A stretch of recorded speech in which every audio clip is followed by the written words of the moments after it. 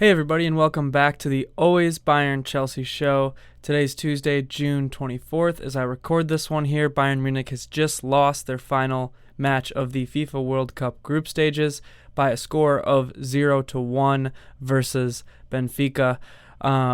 Man, where do I start? This is actually episode 100. Unfortunately, this one is just going to be a breakdown of this match. Nothing super special planned for this one, but Jim and I will have to put our heads together and think of something incredible to do in celebration. But yeah, if you're listening to this, just wanted to say thank you. 100 episodes, I guess, is kind of a bit of a milestone. It seems like a lot, and other than talking shop with my lifelong buddy Jim, the other best part about this is getting to talk to other soccer fans in the comments and whatnot. So feel free to drop a comment, really about anything, and I will respond to it, and we can have a most likely football-related conversation down there. So again, thank you for listening. Thank you for watching. This is a video episode. It'll be up on the YouTube channel, but it is just me. If you have listened to the last episode I put out from the road, Jim and I are both I guess out of pocket right now. I'm actually back home. I was up photographing the IndyCar races at Elkhart Lake this weekend, and I was able to kind of catch the Bayern Munich Benfica match at work today as I was editing those photos. But Jim is remote. He is far, far away from here in the woods of Canada on a lake. I got some confirmation that he did survive his little plane visit out there, and he is, in fact, on the lake. So he must have caught some service for a few minutes, but communication has been sparse. So it was actually looking like if Bayern Munich would have beat or drew against Benfica, that they would have played Chelsea in the next round of the Club World Cup. But at the moment, Bayern Munich finished second in their group behind Benfica now, and it looks like they will be playing Flamingo, but we'll keep you posted, of course, on the Always Bayern Chelsea channel. But that was a little bit of a long-winded intro, so thanks if you stuck around. But let's, I guess, break down this match now, because that's what I'm here to do today. Again, this is my busy season as a photographer in the summer, so things are very, very hectic for me at the moment, but that won't stop me from breaking down these matches and giving you as much content as I possibly can about this Club World Cup here, because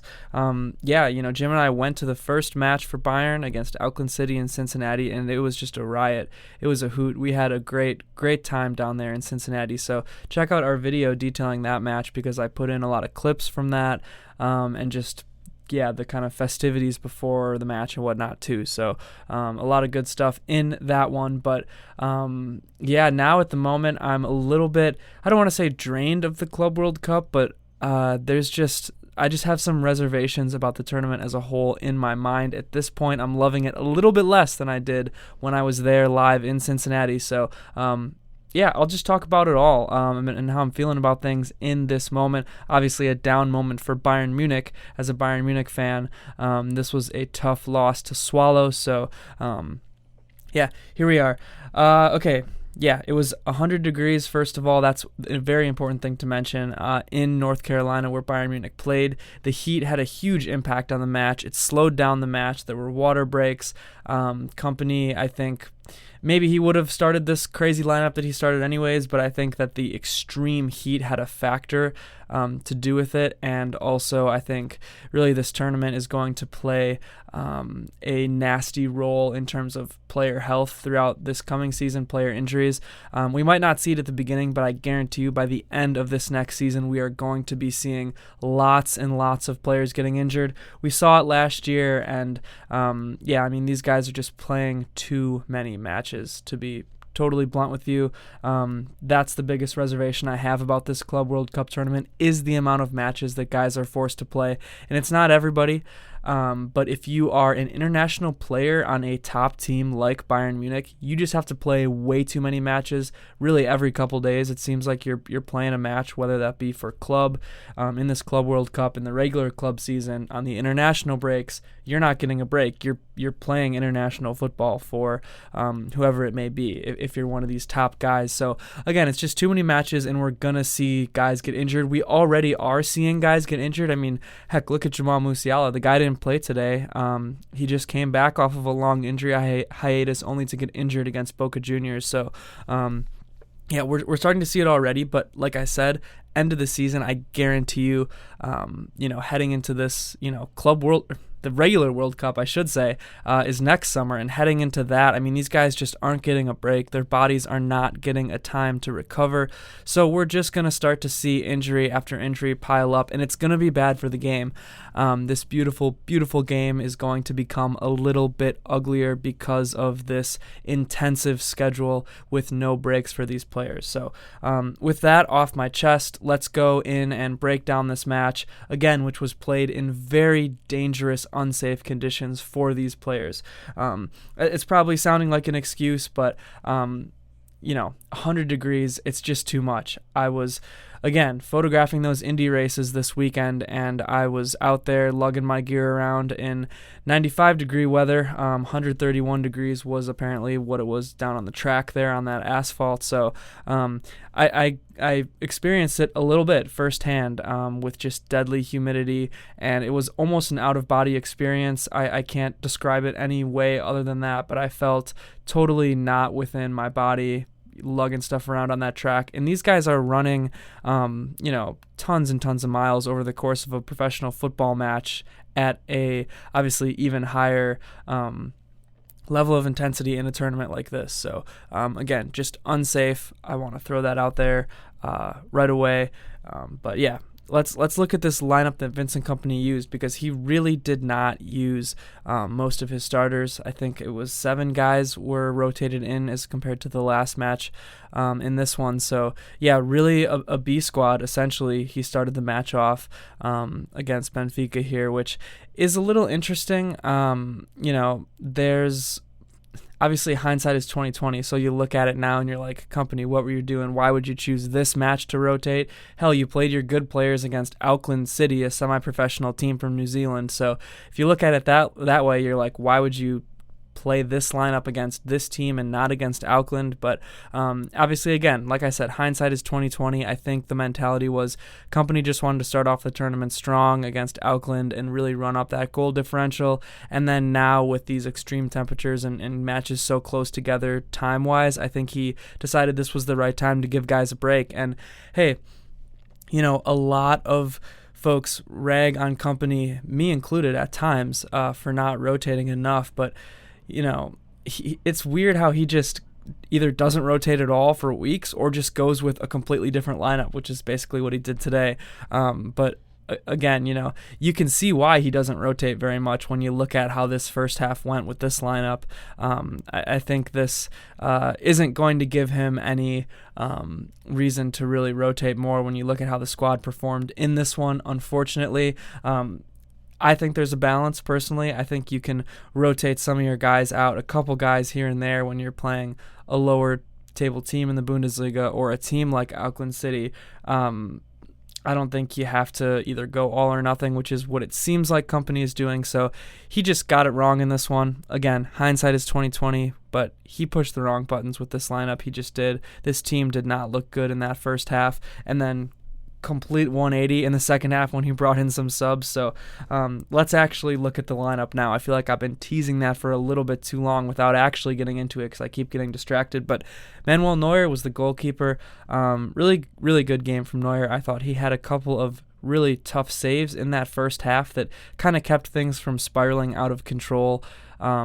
When Benfica was really riding the hot hand, and the goal, nothing he could have done there. So the back line was interesting. We saw Sasha Boué at the right back position, Dayot Upamecano and Josip Stanisic were the center backs, and Rafa Guerreiro was the left back. I thought it was not a horrible match from the center backs. They were kind of left high and dry at times, really by the poor performance of that midfield and then the attackers in the beginning. So not bad from the center backs, I thought, but I did think that the outside backs, both Rafa Guerreiro and Sasha Boué, were not that good.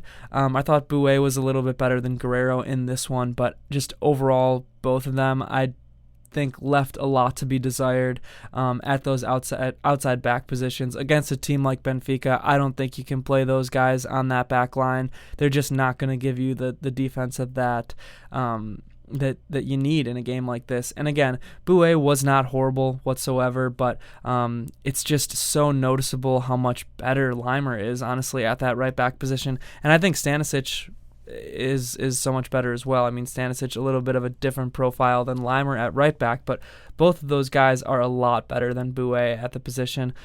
So it was just, unfortunate to see Guerrero and Boué, I think, get this start. While they weren't like god awful, they just weren't good, and they just did not do enough to make any sort of positive impact on the match whatsoever. The midfield was João Palhinha and Alexander Pavlovic. This is probably the first match that Kimmich was, I guess, fit and didn't start that I can really remember in the Vincent Kompany era. I think it is the only match Kimmich didn't start, honestly, when he's been healthy under Kompany. So that's how you know Bayern's going with a heavy B squad when Kimmich isn't in there. I don't know what Kompany said to to bench him in this, because it just seems like Kimmich has a stranglehold over these coaches where he never, ever sits. So, unfortunately, it was a poor match from João Palhinha, I thought, and he is really trying to get himself on the right track at Bayern Munich after a poor season kind of being derailed by injuries and whatnot. But I don't know if he really is not up for this club level-wise. I would have thought last year that he would have been, but he had some good matches last year, but I've just not been impressed by him. I just don't think he's done enough to earn definitely a starting spot on this team. But with this packed midfield, I don't even know if he's deserved enough for a prominent role as a backup or a rotational piece, honestly. So, again, super disappointing. Weird that Bayern signed him, because there clearly was no plan for him. It seems like a thing where really he was a Thomas Tuchel signing, but it didn't happen until the Vincent Kompany era, when Kompany clearly doesn't have a use for him. So really strange how I guess Bayern just promised him that they would sign him, and then it didn't work out under Tuchel, and so they did it under Kompany. I don't know how they're showing him that much loyalty when, a guy who plays for your club like Thomas Muller for 25 years and wins you every possible thing you can win, you don't even offer him a contract extension. So I don't understand why they're so loyal to a guy like Palhinha and not loyal at all to a guy like Muller. I just don't get it. The lack of direction from the sporting directors and just the supervisory board and really those in charge at Bayern Munich is a little shocking and very disturbing at times. So unfortunately not a good match for João Palhinha. Alexander Pavlovic, on the other hand, I thought was all right. More than all right, actually. I thought he was pretty good. I thought he was one of the better players in the squad in that first half. So, pretty low bar because the squad was bad in that first half. But I thought Pavlovic did all right. I don't think that midfield did enough. I think when Kimmich is not in there, shit really hits the fan, to be totally frank with you. There was no control and really no direction from that midfield. So it's unfortunate that Kimmich seems to be the only one who can control things so well in the midfield. I like him being paired with Pavlovic, but Pavlovic and Palhinha just didn't do it as a whole for me in that midfield, while I did think individually Pavlovic had a pretty decent game, if that makes any sort of sense. But then the attacking group was Serge Gnabry on the left wing. Thought Gnabry actually had a decent first half as well. Really, Pavlovic and Gnabry were the only two, I guess, outside of Neuer, that I thought had a pretty solid first half. So, Gnabry, he's not great by himself, but he was at least a little bit dangerous, whereas Tom Bischoff at the 10, Leroy Sané and Thomas Muller really weren't dangerous at all. Gnabry at least posed somewhat of a threat, although, like I said, that first half was just a bit of a dumpster fire. The team was flat. The team was uninspired. It looked like they didn't want to be out there. It looked like they were completely beaten by the Heat, and Benfica, I guess, just benefited from the way that the Heat slowed down the match. So, Benfica was dangerous right away. They scored that first goal in the 13th minute there, and Neuer just had no chance on it. They were very good on the counter, and like I said, Neuer had a couple of saves to stop things from really spiraling out of control at that point. So not necessarily an undeserved goal there. It was just a bad first half from Bayern Munich. As a whole, I don't even know what else to say about that half other than yeah, Benfica, once they scored, they pretty much just sunk into that compact shape and just fell into the dark arts, time wasting. Any single shot that Bayern had, the keeper would fall on the ball, whatever, guys would go down and stay on the ground for a while and force play to stop. So, and that's their right. I mean, they were beating Bayern Munich. Whatever you think about it, I don't love that strategy, but hey, it is a strategy, and they certainly employed it more so as the match went on. I mean, they were still relatively aggressive in that first half, but their shape became so compact in that second half and really forced Bayern out wide. But speaking of the second half, we saw Kompany go to the bench right at halftime there. Kane comes on for Bischoff, Kimmich comes on for Polina, and Olise comes on for Gnabry.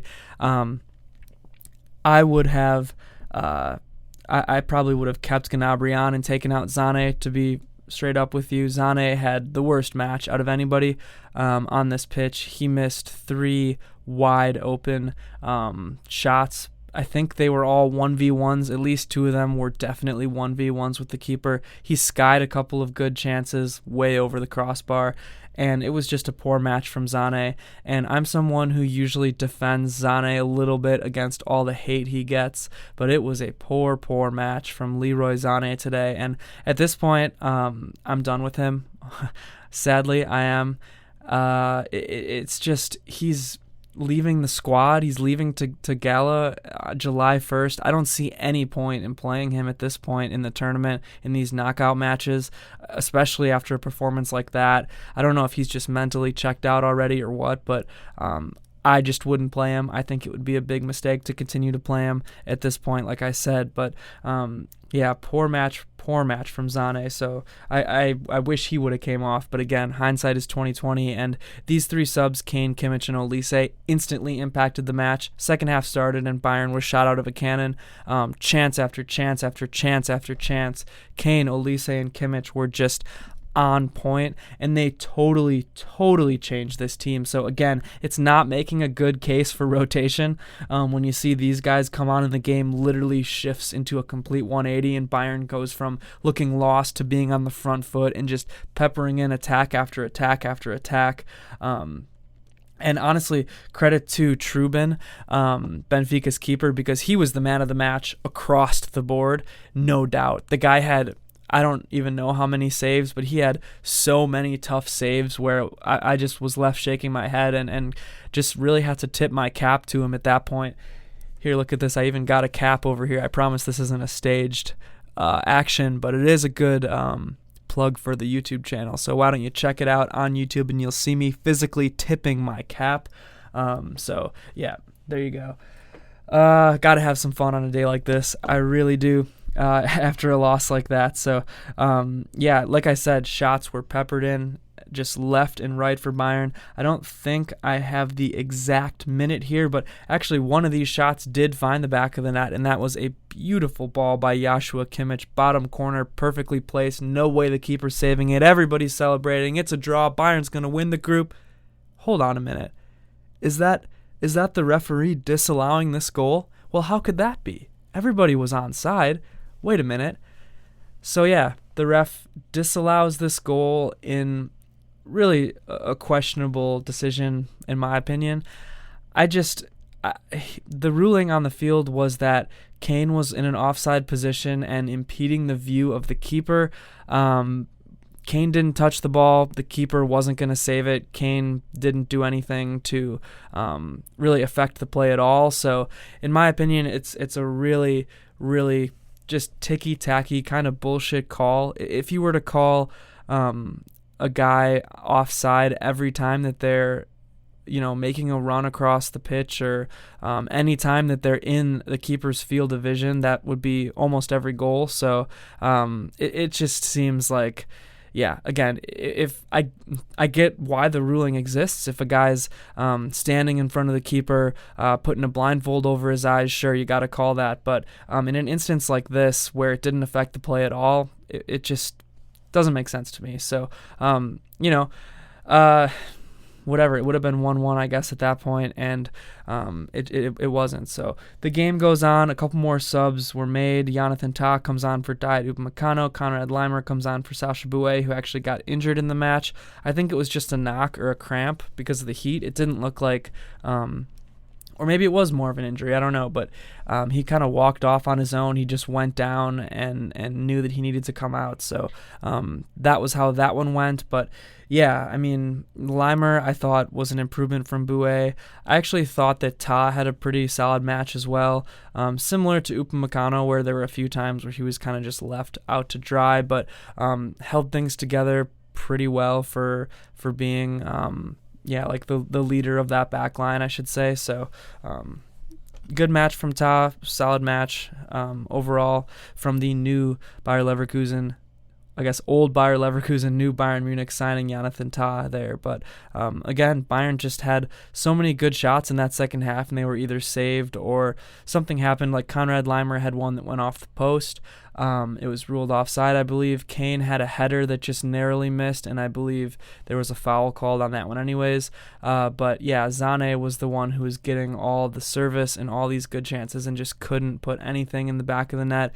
There was a play where I think it was Pavlovic who threaded a ball like through probably half the pitch right to Kane, who played the best pass maybe I've ever seen in my life, cut through the defense and just right on Sané's foot, and I can't even describe it, so you just got to go and watch this because it was that good of a pass by Harry Kane. But really, like, I can't comprehend how he had this pass. I've watched it so many times, and it was such a thing of beauty, and I don't know how it was possible to do, but he slid a ball through a team of people right onto Sané's foot for an open 1v1 with the keeper, and Sané just biffs it. So yeah, I mean, that was kind of the day for Bayern. That was maybe a metaphor for how the day went there, at least in that second half. Again, first half, Bayern got thoroughly outplayed, but second half they were pretty unlucky and just, bad at finishing their chances. So, man, go ahead and watch that play, though. That was a thing of beauty from Kane, and it just reassures me that Kane is the best player in the world, because I'll die on this hill. Nobody is making that pass and also putting up the numbers that Kane does in terms of his finishing, how many goals he scores. Nobody can do that. Nobody who is a top world-class striker like Kane is can play a ball like that. So again, Kane's the best, but it wasn't enough today. And that's just how things end. 1-0 in the scorching heat of North Carolina. I'll go through and give some match awards if I can muster up the courage to say anybody was any good. No, really all the Bayern subs I thought were phenomenal today, or at least very good, maybe not phenomenal. So let me go ahead and I guess give the man of the match to probably Kimmich, I would say would be the man of the match. And then underrated, Robin of the match, I think I'll go with Olise. Underrated, maybe Pavlovic, and defender, I think I'll give to Tah. So those would be my match awards for this one. But yeah, so it turns out now that it's looking like Bayern Munich's going to play Flamengo in the knockout round here of the Club World Cup, which will be the 29th, which I believe is this coming Sunday. And funnily enough, if Bayern would have won or drew this match, I should say, they would have played Chelsea. And we would have had something really special cooking up for that, even though Jim is away. We would have had to do something. But it's looking, like now Bayern's going to play Flamengo and have a really, really tough draw after that, probably playing Paris and then maybe playing Madrid, and then like a City or somebody in the finals. So, hey, Jim, you better thank Bayern Munich for this one, because Chelsea now has one of the easiest draws in the tournament to fight, despite finishing second in their group. So just kind of funny how these things shape up. But yeah, if you want to be the best, you got to beat the best. I fully believe that. And we move forward from here. Crazy things can happen in these club tournament style brackets and everything. Crazy things can happen. So we wait and see what's going to happen now. But one thing's for sure, we'll keep you covered here on Always Bayern Chelsea. Be sure to subscribe to this YouTube channel. This is a video episode. Again, I'm back at home base right now, even though I will be kind of running around town for more events to photograph. So again, we'll keep you covered here. Jim will be back at some point in the great state of Wisconsin if he can survive that plane ride out of the woods of Canada. So Jim will be back, and we will be pumping out some cool stuff for you. Again, leave us a comment. Thanks for sticking with us for 100 episodes. I'd love to talk to you in the comments if you got anything to say about this one, or just, maybe club football or football in general. So it's been a blast so far, and we'll see how this rest of this Club World Cup shapes up and how the summer goes for both Bayern and Chelsea Football Club. That's it for me. Mia san mia.